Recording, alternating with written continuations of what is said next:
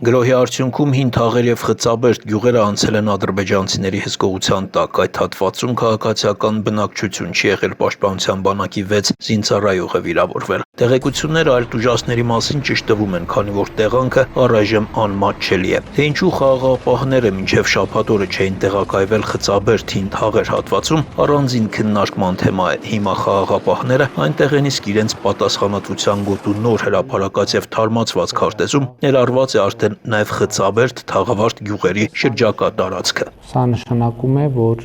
Ռուսաստանի Դաշնության խաղաղապահները պետք է ապահովեն այդ տարածքի կարգավիճակի համապատասխանությունը նոյեմբերի 9-ի եռակողմ հայտարարության դրույթներին։ Սա էլ իր հերթին նշանակում է, որ քանի որ ամսի 9-ի դրությամբ այդ տարածքը եղել է հայկական ուժերի վերահսկողության ներքո, պետք է շարունակի մնալ հայկական ուժերի վերահսկողության ներքո։ Ըստ վարչապետի, ադրբեջանցիների այս սադրիչ գործողությունները ուղղված են նաև ռուս խաղաղապահների ներկայության արժեզրկմանը։ Ուզում են ցույց տալ, որ խաղաղապահները ի վիճակի չեն կանգնեցնել իրենց կողմից ձեռնարկվող սադրանքները, իսկ Արցախի բանակը չի կարող գործել այդ դրամաբանությամբ, այսինքն անել գործողություններ, որոնք կասկածի տակ կդնեն խաղաղապահների գործունեության արդյունավետությունը։ Հրատապլուծում պահանջող հաջորդ հարցը Սյունիքի մարզում Հայաստանի և Ադրբեջանի միջև սահմանային գծերի ճշգրտումն է։ Փաշինյանը հիշեցնում է, որ նոյեմբերի 9-ի հայտարարության մեջ Զանգելանի և Կուբատլիի շրջանների մասին հիշատակում չի եղել, որովհետև հայտարարության ստորագրման պահին այդ տարածքների 90 և ավելի տոկոսը ցավոք եղել է Ադրբեջանի վերահսկողության տակ, իսկ բանակցությունների ընթացքում եղել է ըմբռնում, որ այդ հատվածում պետք է տեղի ունենա սահմանային գծերի ճշգրտում, ինչը առաջիկա շաբաթվա ընթացքում պետք է իրականացվի։ Այստեղ կան մեզ համար զգայուն հարցեր եւ այդ հարցերի կառավարման շուրջ տեղի են ունենում ինտենսիվ բանակցություններ, բայց կրկին ուզում եմ ընդգծել, որ նոյեմբերի 9-ի հայտարարության իրագործման որևէ փուլում Հայաստանի միջազգայինորեն ճանաչված սահմանները մնացել են եւ կմնան անձեռնմխելի։ Այսինքն Հայաստանի Հանրապետության սահմանների անխախտելիության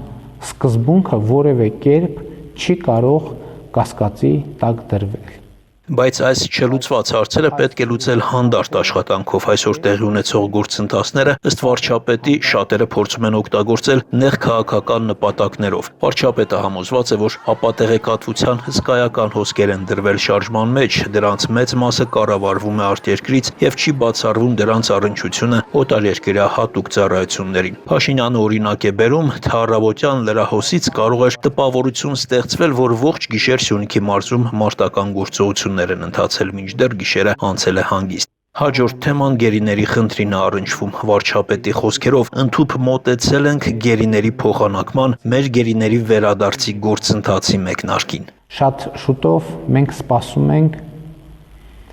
մեր գերիների պաշտոնապես հաստատված խմբի վերադարձի մեկնարկին։ Մեր մտածումը հետևյալն է. այս փուլում պիտի սկսենք վերադարձնել այն գերիներին, որոնց գերեվերված լինելու փաստը հաստատված է պաշտոնապես Ադրբեջանի եւ Կարմիր խաչի կողմից, որից հետո ավելի շատ կենտրոնանանք գտնվելու վայրը անհայտ մեր եղբայրների փնտրտուքի վրա, որոնց մի մասը հնարավոր է գերեվարված լինեն։ Սա նույնպես շատ բարդ գործընթաց է։ Վարչապետը ակնկալում է քաղաքացիների, գերիների հարազատների ըմբռնումը, ապա ավելացնում, որ նոր թափով պետք է տեղի ունենան նաև զոհվածների մարմինների որոնման եւ մարմինների ճանաչման գործընթացներ, բայց ցավոք մինչև տարեվերջ հնարավոր չի լինի այն լրիվ ավարտել։ Դեկտեմբերի 19-ից Հայաստանում երրորդյա սուկ կհայտարարվի։ Հիշատակի երթ եւ այլ միջոցառումներ կկազմակերպվեն։ Դեռ ոչ բոլոր նահատակների մարմինները հայտնաբերված կլինեն, բայց պետական այս որոշումը Փաշինյանի կարծիքով այլևս չի կարելի հետաձգել։ Միևնույն ժամանակ վարչապետը հավաստիացնում է, որ մարմինների որոնման, ճանաչման, անհետ կորածների հետ կապված աշխատանքները ավելի ինտենսիվ կդառնան։ Փաշինյանը խոսում է նաև իր առաջարկած ճանապարհային քարտեզի մյուս դրույթներից։ Միսկի խմբի ձևաչափում բանակցությունների վերականգնում այդ դրույթներից առաջինն է։ Տասնյակ հազարավոր արցախցի արցախցիները արդեն վերադարձել են իրենց բնակավայրեր, իրականացվում են սոցիալական աջակցության եւ փոխհատուցման բազմաթիվ ծրագրեր, կապված բնակարան կորցրած սեփականատերերի, ուսանողական վարձերի, վիրավոր զինվորների բուժման հետ, հապա վարչապետը անդրադառնում է տեղեկատվական անվտանգության խնդիրներին։ Հայտնի շրջանակները տեղեկատվական ահաբեկչության մի իսկական գործընթաց են սկսել Հայաստանի եւ Հայաստանի ժողովրդի դեմ։ Տարածվում է ամենատարբեր սուտ եւ կիսասուտ տեղեկություն եւ սրա նպատակը մեր ժողովրդի շրջանում տագնապի զգացումը խորացնելն է, խուճապ ստեղծելն է։ Պարզ է, որ դրությունը, որում գտնվում ենք, բավականին բարդ է, բայց նաեւ այս գիտակցությամբ եմ ասում, որ մեր առաջնային խնդիրը Հայաստանում, Արցախում, Հայաստանի եւ Արցախի շուրջ կայունության եւ անվտանգության հաստատումն է եւ մենք ամեն օր աշխատում ենք այս ուղղությամբ։ Ըստ Փաշինյանի կան իրավիճակներ, որոնք դեռ զարգացող են եւ նրանց վերաբերյալ պաշտոնական տեղեկատվությունը երբեմն հապաղում է պարզ պատճառով, բայց շատ կարեւոր է, որ հանրությունը ինքը նույնպես կարողանա տարբերակել ճիշտ տեղեկությունը սուտ տեղեկությունից։ Կան այնպիսիները, որոնց ստահոդ լինելը պիտի ակնհայտ լինի ի սկզբանե։ Օրինակ բանը հասել է այնտեղ, որ առանց ավելորդ բարդությունների լուրեր են դնվում շրջանառության մեջ, թե ասենք կառավարությունը Սևանը կամ Ջերմուկը կամ Սյունիքը զիջել է Ադրբեջանին։ Սա իսկապես տեղեկատվական պատերազմ է եւ այստեղ մենք հակազդեցության հստակ միջոցներ ենք ձեռնարկելու։ Բայց ելի եմ ասում, որևէ մեկը չպետք է կասկած ունենա, որ Հայաստանի սահմանների անխախտելիության սկզբունքը պաշտպանված է հուսալիորեն։ Հերքելով շրջանառվող լուրերը իր ընտանիքի անդամների Հայաստանը լքելու մասին Նիկոլ Փաշինյանը հավաստիացնում է, որ պատերազմի մեկնարկից մինչև օրս իր ընտանիքի որևէ անդամ Հայաստանից դուրս չի եկել եւ չի պատրաստվում դուրս գալ։ Արդեն ամենօրյա լրահոսի մաս է դարձել արտերկրում մեր ընտանիքի ունեցած առանձնատների մասին խոսակցությունը։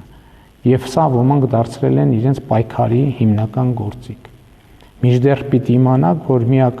անշարժ գույքը, որին երկիր մոլորակի վրա տիրապետում է իմ ընտանիքը,